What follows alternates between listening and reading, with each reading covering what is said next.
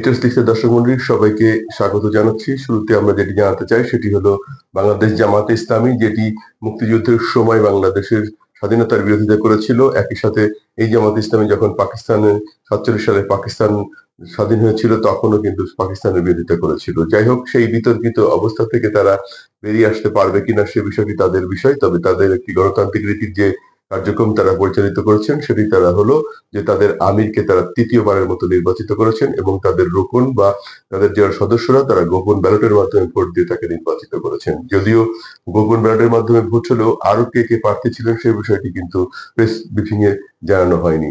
সংগঠনের গণযোগাযোগ বিভাগের সম্পাদক তিনি একটি প্রেস ব্রিফিং এ এবার প্রেস রিলিজের মাধ্যমে গণমাধ্যমে পাঠানো প্রেস রিলিজের মাধ্যমে এই তথ্য জানিয়েছেন যে আগামী 26 থেকে 28 সাল পর্যন্ত জামাতের আমির হিসেবে দায়িত্ব পালন করবেন এখনকার আমির শফিকুর রহমান।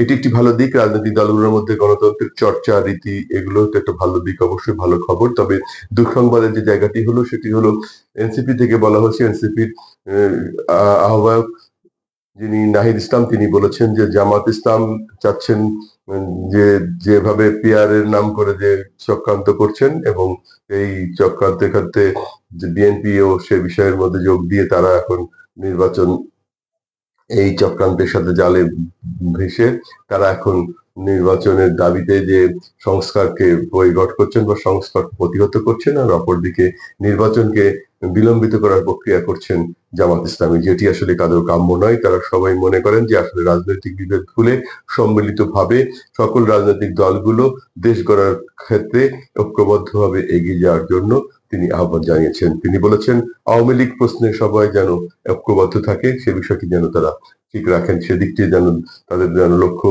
স্থির থাকে এবং সেখান থেকে যেন তারা পিছিয়ে আসতে না আসেন। ওদিকে তাদেরই আরেকজন নেতা মুখ্য সমন্বয়ক যিনি নাসিরউদ্দিন পাটোয়ারি তিনি বলেছেন যে শাপলা কলি নিতে চান তারা। শাপলা কলির প্রতীক যেটি সম্প্রতি তালিকাভুক্ত হয়েছে, প্রতীক তালিকাভুক্ত করেছে নির্বাচন কমিশন, সেই প্রতীকটা তারা নিতে চান বলে দাবি জানিয়েছেন। তবে শেষ পর্যন্ত কি হবে, কোন প্রতীক তাদেরকে দেওয়া হবে সেটি কিন্তু নির্বাচন কমিশন থেকে এখনো বলা হয়নি। তবে বিএনপির পক্ষ থেকে বলা হয়েছে যে বিএনপির মহাসচিব যিনি ফখরুল ইসলাম আলমগীর তিনি বলেছেন যে ষড়যন্ত্র করা হচ্ছে, দেশকে ষড়যন্ত্র করে অস্থিতিশীল করার চক্রান্ত করা হচ্ছে। এই চক্রান্ত প্রতিহত করতে হবে, রাজনৈতিক ভাবে প্রতিকূলতা মোকাবেলা করে দেশকে একটি সুস্থ রাজনৈতিক ধারায় ফিরিয়ে আনতে হবে, এই প্রত্যাশা তার। ওদিকে বিএনপির আরেকটি অনুষ্ঠানে বিএনপির ভারপ্রাপ্ত চেয়ারপারসন তিনি কিন্তু তারেক রহমান তিনি ভার্চুয়ালি যুক্ত হয়ে বলেছেন যে গোপন ভাবে ঐক্যবদ্ধভাবে ভোট দিয়ে লুকিয়ে থাকা নব্য স্বৈরাচারদেরকে এবং চক্রান্তকারীদেরকে প্রতিহত করতে হবে এবং দেশকে একটি এগিয়ে নিয়ে যাওয়ার স্বার্থে গণতান্ত্রিক রীতির দিকে এগিয়ে নেবার স্বার্থে সকলে ঐক্যবদ্ধ থাকতে হবে, কোনোভাবে বিভেদ এর মধ্যে জড়ালে চলবে না বলে তিনি মন্তব্য করেছেন। এই অনুষ্ঠানে আমির খসরু মাহমুদ সহ অনেক দলের অন্যান্য নেতৃবৃন্দ বক্তব্য রেখেছেন। তবে যে বিষয়টি আসলে জানানো দরকার সেটি হলো যে রাজনৈতিক দলগুলো ক্রমান্বয়ে কিন্তু বিভেদের দিকে চলে যাচ্ছেন, বিভেদের দিকে চলছেন, তাদের মধ্যে সহমর্মিতার অবস্থান দেখা যাচ্ছে না। তারা একে অপরকে আগের অবস্থানে যেভাবে ঐক্যবদ্ধভাবে এগিয়ে যাওয়ার প্রত্যয় নিয়ে তারা আগিয়ে যাচ্ছিলেন সেই জায়গা থেকে যেন ক্রমান্বয়ে সরে আসছেন, এরকম একটা জায়গা কিন্তু তৈরি হয়ে যাচ্ছে। আজ এদিকে প্রধান উপদেষ্টা আন্তঃমন্ত্রণালয় সভায় যে আমাদের যে টেলিযোগাযোগ বা যোগাযোগ খাতের যে উন্নয়নের বলা হয়েছে, টেলিযোগাযোগ খাতের উন্নয়ন বিষয়ক যে মাস্টার প্ল্যান নিয়ে যে বৈঠক বা পরিকল্পনা নিয়ে যে বৈঠক হয়েছে সেই বৈঠকে প্রধান উপদেষ্টা বলেছেন যে আসলে নদী, পরিবেশ এবং পানি সবকিছুকে যেন কোনো রকম ব্যাঘাত না ঘটে এমন ভাবে পরিকল্পনা নিতে হবে যোগাযোগ খাতে, যাতে টেলিযোগাযোগ খাতের উন্নয়নের ক্ষেত্রে যে যেন আমরা আমাদের পরিবেশ, নদী এগুলোকে যেন ক্ষতিগ্রস্ত করে না ফেলি সে বিষয়টি অবশ্যই বিবেচনায় নিয়েই আমাদের পরিকল্পনাগুলো নিতে হবে।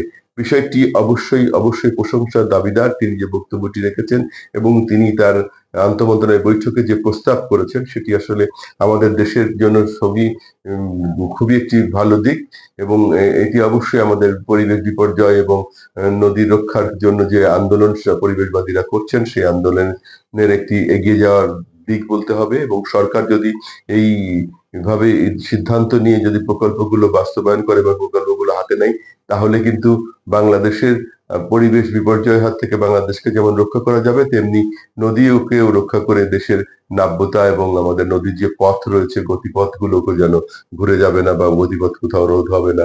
এটি কিন্তু একটি অবশ্যই ভালো উদ্যোগ বলতে হবে এবং প্রধান উপদেষ্টাকে এর জন্য অবশ্যই ধন্যবাদ দিতে হবে যে তিনি একটি ভালো পরামর্শ দিয়েছেন আন্তঃমন্ত্রণালয় বৈঠকে, এবং এই পরামর্শের আলোকেই আসলে আমাদের টেলিযোগাযোগ খাতকে এগিয়ে নেওয়ার উদ্যোগ নিতে হবে বা নতুন প্রকল্পগুলোকে হাতে নিতে হবে, এবং অতিপূর্বে নেওয়া প্রকল্পগুলো যদি পরিবেশ বান্ধব না হয় সেগুলো বিবেচনায় করে পুনর্বিবেচনায় করে পরিবেশ বান্ধব এবং পরিবেশ রক্ষায় যেন সেগুলো আমাদের কার্যকর থাকে, সেই বিষয়গুলোকে অবশ্যই আমাদের বিবেচনায় নিতে হবে। একটি বিষয় আসলে জানিয়ে রাখা দরকার, আর যেটি মনে হচ্ছে আমাকে জানানো দরকার, সেটি হলো যে আলু কেনার ঘোষণা দিয়েছিল সরকার, কিন্তু ৩ মাস হয়ে গেল আলু না কেনার কারণে প্রায় ২০ লাখ মেট্রিক টন আলু নিয়ে বিপাকে পড়েছেন কৃষক এবং ব্যবসায়ীরা। হিমাগারে প্রায় ২০ লাখ মেট্রিক টন এখন আটকে রয়েছে আলু, যেখানে সরকার বেঁধে দিয়েছিল ২২ টাকা কেজি কম করে হলেও বিক্রি করতে হবে হিমাগার এলাকাতে, সেখানে এখন ৯ থেকে ১২ টাকার মধ্যে বিক্রি করছে আলু, যার কারণে ক্ষতিগ্রস্ত হচ্ছে প্রায় ২০ টাকা পার কেজিতে এই কৃষক এবং ব্যবসায়ীরা। এ বিষয়ে ব্যবসায়ীদের দাবি যে দ্রুত সরকার যদি আলু কেনার উদ্যোগটি নেয় তাহলে হয়তো সে ক্ষতিতে খানিকটা হলেও পোষাতে পারবে কৃষকরা। একই সাথে তারা প্রণোদনাও দাবি করেছেন, যদি আগামী চাষের ক্ষেত্রে অর্থাৎ এই নভেম্বরে যে শুরু হয়েছে, এই নভেম্বরের মধ্যে যদি কৃষকদেরকে একটু প্রণোদনা দিয়ে উৎসাহিত করা না হয় তাহলে হয়তো কৃষকরা আলু চাষের আগ্রহ হারাবে, এবং তাতে কিন্তু আমরা নতুন সংকটের মধ্যে পড়বো, এবং আলু যে উৎপাদনের জায়গায় রয়েছে লক্ষ্যমাত্রার চেয়ে কোনো বছর ২০-৩০ লাখ টন বেশি উৎপাদন হচ্ছে।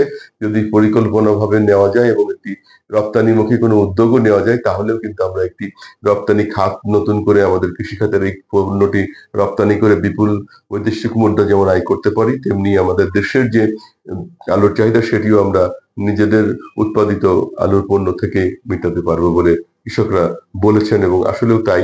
অর্থনীতিবিদদের বক্তব্য তাই, এবং বাজার পর্যবেক্ষক মহল যারা এই বিষয়ে গবেষণা করছেন তাদেরও মতামত এরকমই, যে আসলে চলমান যে প্রক্রিয়াতে আমাদের উৎপাদন এবং চাহিদাকে মিলিয়ে যে উৎপাদনের কার্যক্রমটা পরিচালিত হচ্ছে, সেটি যদি আসলে এই এই সংকট, এই যে ক্ষতিগ্রস্ত তারা হচ্ছেন তাদের যদি আগ্রহ কমে যায় তাহলে কিন্তু তারা আহ, আলু চাষে আগ্রহ হারাবে, এবং তাতে আমাদের দেশের চাহিদা মেটাতে আলু আবার রপ্তানির দিকে আমদানির দিকে যেতে হবে। সেক্ষেত্রে নতুন সংকটের মুখোমুখি করতে হবে দেশকে। যেটি বিষয়, এই বিষয়গুলো নিয়ে নিশ্চয়ই আমাদের সরকার তাদের পরিকল্পনার মধ্যে রেখেছেন এবং তারা সেভাবেই এগিয়ে যাবেন। তবে আমরা আরেকটি বিষয় জানিয়ে রাখতে চাই, সেটি হলো রাজনৈতিক দলগুলোর মধ্যে যদি সহমর্মী সহ অবস্থান তৈরি না হয় তাহলে কিন্তু আসলে এই দেশের যে ভাবমূর্তি, যে ইমেজ যেভাবে আমাদের এগিয়ে যাওয়ার প্রক্রিয়ায় রয়েছে সেটিতে কিন্তু ব্যাহত হবে। সর্বোপরি আমরা যেটি বলতে চাই যে আসলে আমরা যেখানে যে দায়িত্বটি পালন করছি বা যেখানে দায়িত্বপ্রাপ্ত কর্মকর্তা বা যে দায়িত্বপ্রাপ্ত কর্মী বা যারা যেখানে যে কাজ করছি সেটি যেন সঠিকভাবে পালন করতে পারি, সেই প্রত্যাশা, সেই আশা ব্যক্ত করে আমি আজকের মতো আপনাদেরকে বিদায় নিচ্ছি। সবাই ভালো থাকবেন। আল্লাহ হাফেজ।